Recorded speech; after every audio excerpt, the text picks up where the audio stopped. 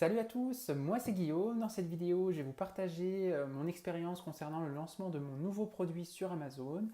Si jamais vous aimez bien mes vidéos, n'hésitez pas à mettre un petit like, ça m'encourage à continuer à vous proposer du contenu à valeur ajoutée. Et puis également, si jamais vous avez des questions ou des commentaires, des suggestions, n'hésitez pas à le faire. Je serais vraiment ravi d'échanger avec vous, soit en dessous ou au contraire via un message privé. Voilà, je le fais régulièrement avec plusieurs personnes. Donc sans plus tarder, je vais vraiment me lancer dans les explications suite justement au lancement de mon nouveau produit, vous partager cette expérience-là. On va d'abord commencer par les choses qui ont vraiment bien été. Donc sur la qualité des produits, quand je les ai réceptionnés, ça s'est bien passé, j'étais vraiment satisfait par ça. Sur les 100 unités que j'ai commandées pour cette première commande avec ce fournisseur-là, je fais toujours ça d'ailleurs. C'est toujours intéressant et important, selon moi, plutôt que de commander 300 à 500, voire 1000 unités d'un seul coup, immobiliser de l'argent et pas forcément savoir comment vont être faits vos produits lorsque vous allez les réceptionner et puis comment votre fournisseur va pouvoir se comporter sur toute cette nouvelle relation. Je vous encourage quand même vivement à faire des tests étape par étape et puis petit à petit, si votre produit se vend bien, bah, effectivement, puis que la qualité suit avec votre fournisseur commande après commande, et bah, d'augmenter les quantités commandées.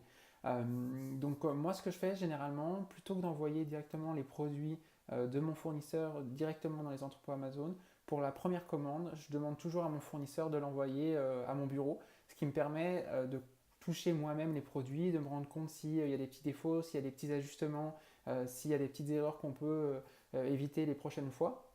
Puis comme ça me permet d'optimiser par la suite, même si lorsque je reçois les produits, eh ben, ça me prend quand même beaucoup de temps, un petit peu d'énergie. Donc c'est ça. Donc c'est ce que j'ai vécu cette semaine, mais au moins je peux voir bah, les axes d'amélioration qui peuvent être apportés aux produits. Et puis bah, c'est ça, Amazon, il faut quand même être toujours dans cette logique-là de vouloir sans arrêt s'améliorer par rapport à soi, mais aussi par rapport à la concurrence. Parce que si vous ne le faites pas, bah, les concurrents vont le faire à votre place, puis c'est ça, les vendeurs aujourd'hui qui vendent exactement le même produit que les autres bah, sont voués à échouer sur du moyen long terme, alors que des vendeurs qui justement se remettent en question, se demandent pourquoi les choses sont faites comme ci, comme ça, et sont là pour apporter une valeur ajoutée aux consommateurs finaux, bah, je suis convaincu que c'est la meilleure approche aujourd'hui, que ce soit pour un business de vente de produits sur une marketplace comme Amazon, mais aussi ça s'applique, cette logique-là s'applique à n'importe quel type de business, que vous ayez un restaurant, que vous soyez avec une société de prestation de services ou autre, il faut toujours faire en sorte de satisfaire son client. C'est la base de faire du commerce et d'avoir une entreprise. On va maintenant sur les erreurs. Je vous ai dit que sur la partie qu'allait bien, effectivement, la qualité des produits était impeccable. Maintenant, si on s'attarde sur les erreurs, j'avais demandé à mon fournisseur d'expédier ma commande en DDP, donc ça veut dire Delivery Duty Paid. Ça veut dire que le fournisseur va s'assurer à la fois de produire les produits, de les envoyer et de se charger de payer les taxes. Donc ça veut dire que lorsqu'il arrive ici, dans le pays dans lequel vous faites l'importation, les taxes doivent être payées. Pourquoi? Il faut toujours que votre commande soit faite en DDP.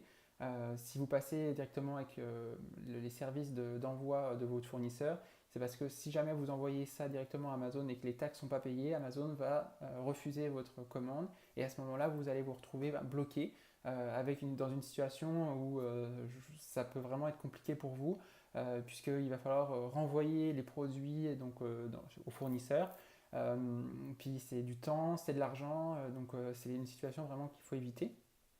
Puis là, mon fournisseur, plutôt que de m'envoyer en DDP, il m'a envoyé ça en DDU, ça veut dire Delivery Duty Unpaid. Donc ça veut dire qu'effectivement, il m'a envoyé les produits de son entrepôt.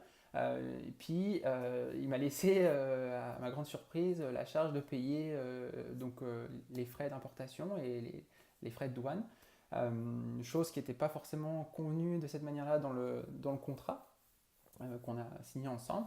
Puis bah, ça, effectivement, c'était vraiment un vrai problème, notamment parce que bah, c'est quelque chose que j'avais déjà payé dans le prix initial lorsque j'ai fait ma commande. Donc ça, petit ajustement à faire sur les prochaines commandes avec lui. Et puis depuis, on s'est expliqué, il n'y a aucun souci pour la suite.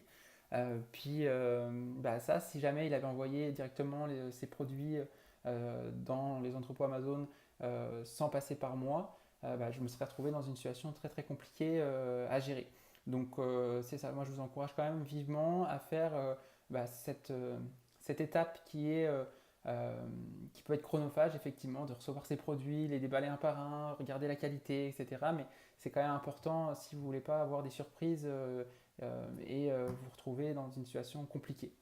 La deuxième erreur, c'était tout simplement, il a oublié de mettre les étiquettes qui comportaient le message pour éviter justement les risques d'étouffement, puisque en fait mon produit est emballé avec une matière plastique.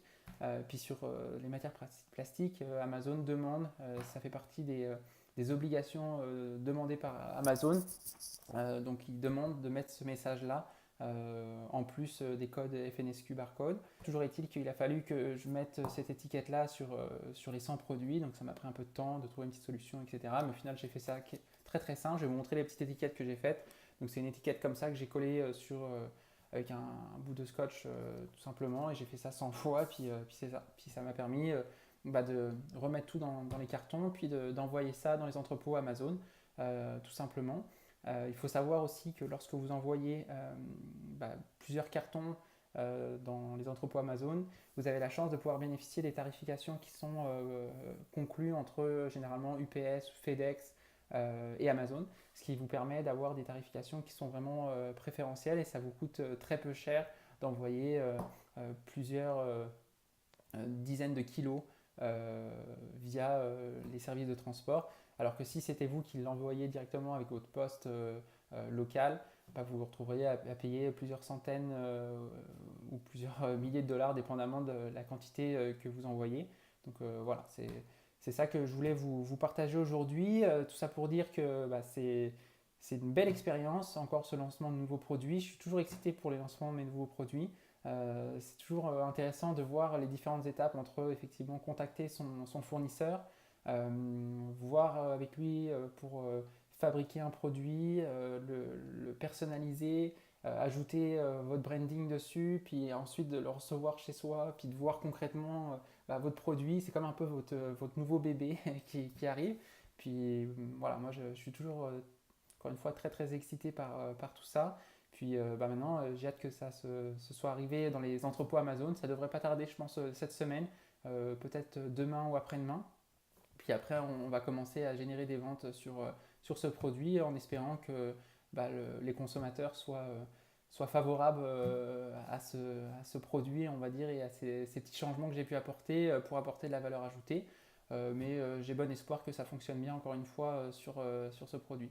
Il faut savoir qu'effectivement, le lancement d'un nouveau produit, lorsque c'est le premier, c'est toujours très stressant. Mais après, vous allez voir que la logique, c'est toujours la même.